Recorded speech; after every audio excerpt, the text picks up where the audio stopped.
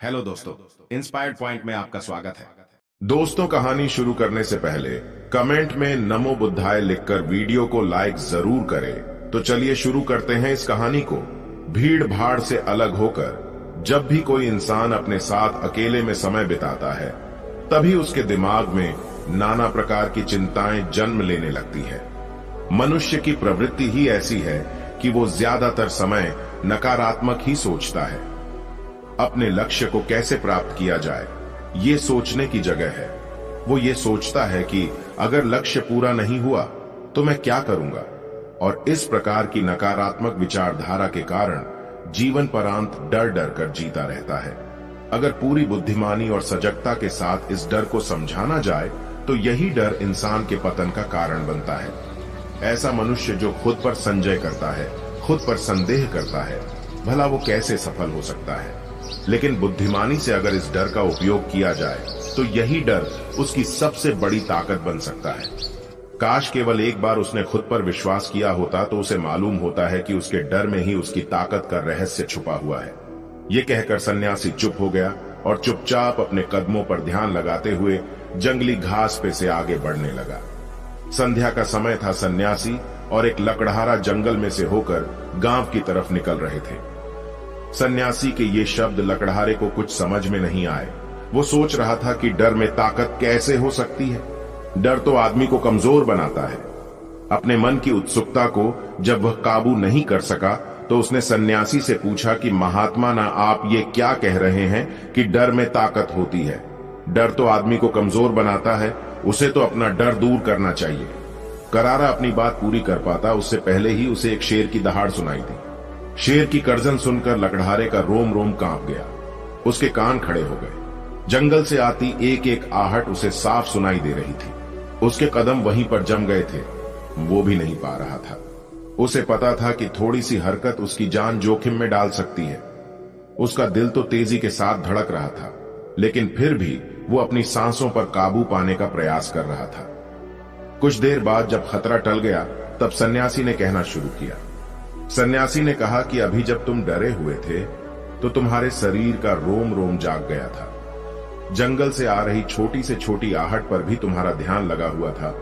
तो इस प्रकार अपने मन के डर के कारण तुम होश में आ पाए, तुम पूरा ध्यान लगा पाए। इससे पहले जब तक तुम्हें शेर की दहाड़ सुनाई नहीं दी थी तब तक तुम अपने विचारों में खोए हुए थे।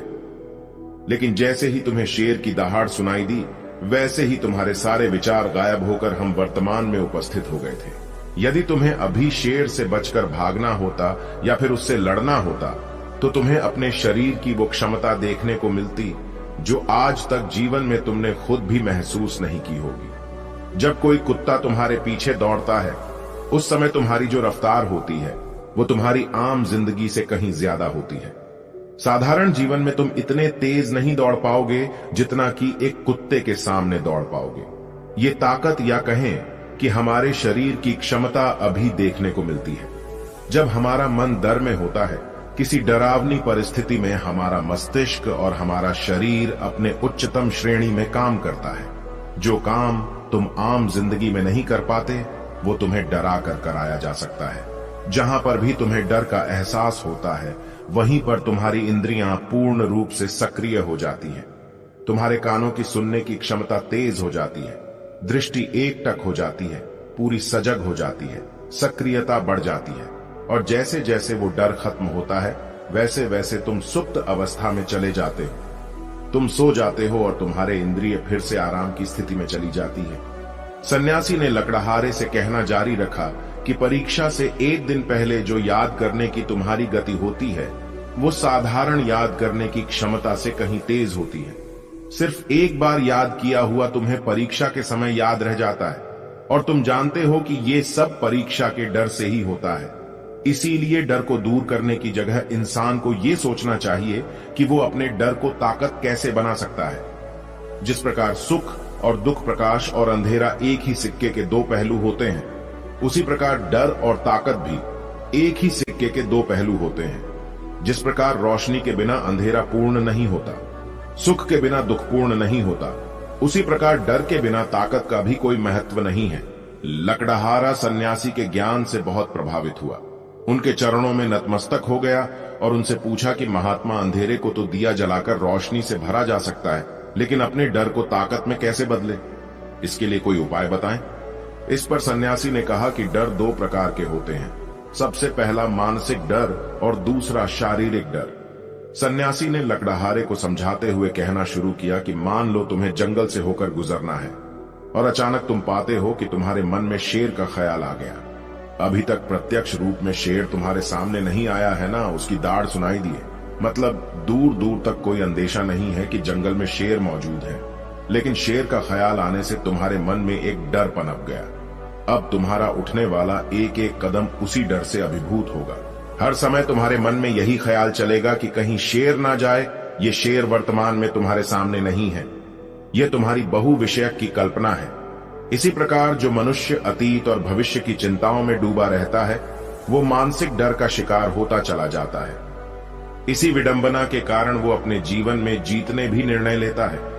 वो सारे मानसिक डर से ग्रसित होते हैं। इसीलिए ज्यादातर मनुष्य पूर्ण रूप से अपने निर्णय पर भरोसा नहीं कर पाते हैं, और यही निर्णय या फिर फैसले जो आधे मन से लिए जाते हैं, मनुष्य के कार्य को पूरा नहीं होने देते। लेकिन यह भी सत्य है कि मानसिक डर के कारण ही इंसान अपनी तैयारी पूरी करता है। अगर तुम्हारे मन में शेर का ख्याल नहीं आएगा तो तुम शेर से सुरक्षा के लिए कोई भी कदम नहीं उठाओगे, लेकिन अगर तुम्हें शेर का ख्याल आ गया तो तुम उससे सुरक्षा के लिए कोई ना कोई तरीका जरूर अपनाओगे। तो इसीलिए मानसिक डर बेकार नहीं होता, वो आपकी सुरक्षा को और ज्यादा मजबूत भी करता है। लेकिन समस्या तब शुरू होती है जब आप चाहकर भी कुछ नहीं कर सकते, लेकिन उसके बावजूद आप मानसिक डर झेल रहे होते हो। उदाहरण के लिए कुछ मनुष्य हमेशा ये सोचते रहते हैं कि उन्हें कोई बीमारी ना हो जाए, कहीं उनके साथ कोई दुर्घटना घट जाए, कहीं उनके साथ कोई धोखा ना कर दे। लेकिन इन सब घटनाओं पर उनका कोई जोर नहीं होता है, ये उनके हाथ में नहीं होता है। अगर दुर्घटना होनी होगी तो होगी ही, अगर बीमारी होनी होगी तो होगी ही। अच्छा खान पान और अच्छी दिनचर्या का पालन करने के बाद भी अगर कोई मनुष्य बीमार हो जाता है तो ये उसके नियंत्रण के परे की बात है। अपनी तरफ से उसने पूरी कोशिश की और यही उसका कर्तव्य था, उसमें कोई कुछ क्या कर सकता है। जो घटनाएं इंसान की पहुंच के परे होती है वो उनसे भी परेशान होता रहता है, उनसे भी उसका मन घबराता रहता है, और यही मानसिक डर उसके पतन का कारण बनता है। और यही मानसिक डर अगर सही तरीके से इस्तेमाल किया जाए तो मनुष्य समझदार और अनुभवी कहलाएगा। जो इंसान ये सोचता है कि कांटे सिर्फ दर्द देने के लिए ही बने हैं, वो ये भूल जाता है कि कांटे ही फूलों की रक्षा करते हैं। इसी प्रकार एक ज्ञानी मनुष्य किसी भी चीज का उपयोग अपने सकारात्मक तरीके से कर सकता है, लेकिन एक अज्ञानी मनुष्य अपनी अज्ञानतावश उन चीजों को भी छोड़ देता है जो उसके लिए उपयोगी होती है। विवेकशील मनुष्य फेंके गए पत्थरों का भी महल खड़ा कर लेता है, लेकिन एक वैज्ञानिक मनुष्य उन पत्थरों को दूसरों पर फेंकता रहता है। अगर किसी मनुष्य को अपने मानसिक डर को ताकत में बदलना है तो उसके कुछ नियम हैं, कुछ उपाय है। सबसे पहला उपाय, अपने विचारों का निरीक्षण।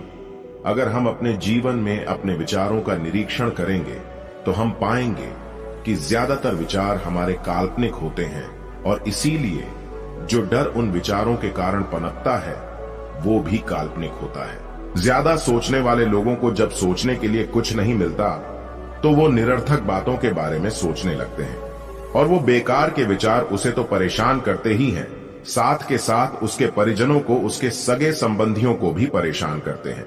इसीलिए ज्यादा सोचने वाले लोगों को यह समझना चाहिए कि मन में उठ रहे तमाम विचारों में से काम के विचार कौन से हैं और बेकार के विचार कौन से हैं। जो निरर्थक विचार हो उन्हें दूर करते जाओ, और जो सार्थक विचार हो उनको गहराई से सोचना शुरू करो। तभी तुम्हारी समस्याओं के, तुम्हारी उलझनों के उपाय निकलेंगे। मानसिक डर को दूर करने का दूसरा उपाय है उसका सामना करना। इसका मतलब यह नहीं है कि तुम शेर के सामने जाकर खड़े हो जाओ, बल्कि इसका मतलब यह है कि पूर्ण सुरक्षा के साथ तुम जंगल में जा रहे हो।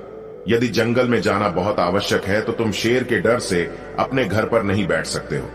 इसी प्रकार मनुष्य के जीवन में बहुत सारे डर होते हैं, जैसे कि परीक्षा का डर, लक्ष्य ना पाने का डर, झूठ बोलने का डर, सच के पता लग जाने का डर, अपनों को खो देने का डर, दुर्घटना हो जाने का डर। लेकिन जैसे जैसे समय के साथ इन डरों का सामना किया जाता है, वैसे वैसे ये डर जीवन से दूर होते चले जाते हैं।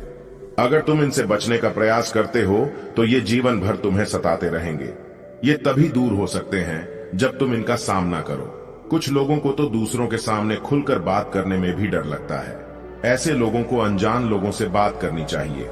जितना ही वो लोगों से बात करेंगे, उतना ही उनके मन का डर दूर होता जाएगा। मानसिक डर को ताकत में बदलने का तीसरा उपाय है अपने डर को स्वीकार करना।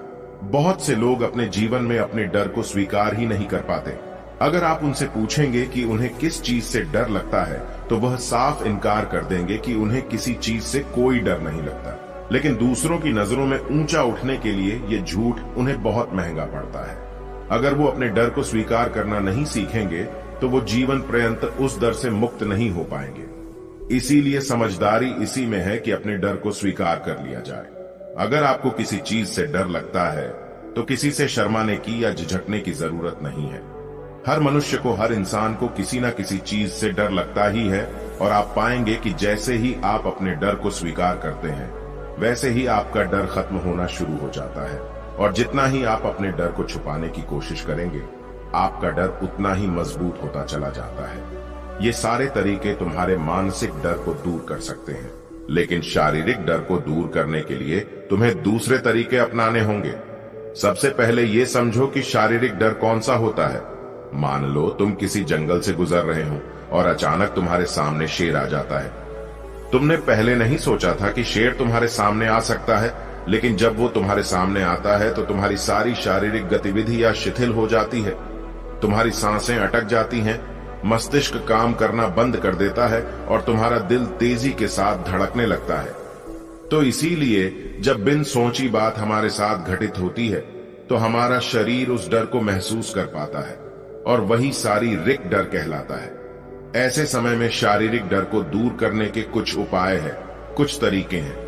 सबसे पहला उपाय तो यही है कि अपने ऊपर संयम रखें। जब किसी मनुष्य के साथ बिन सोची बात घटती है, तो सबसे पहले उसका संयम टूट जाता है, और संयम टूटने के साथ उसका मस्तिष्क काम करना बंद कर देता है, और इसी वजह से सोचने और समझने की प्रक्रिया भी रुक जाती है, क्योंकि हमारा शरीर उसी प्रकार कार्य करेगा।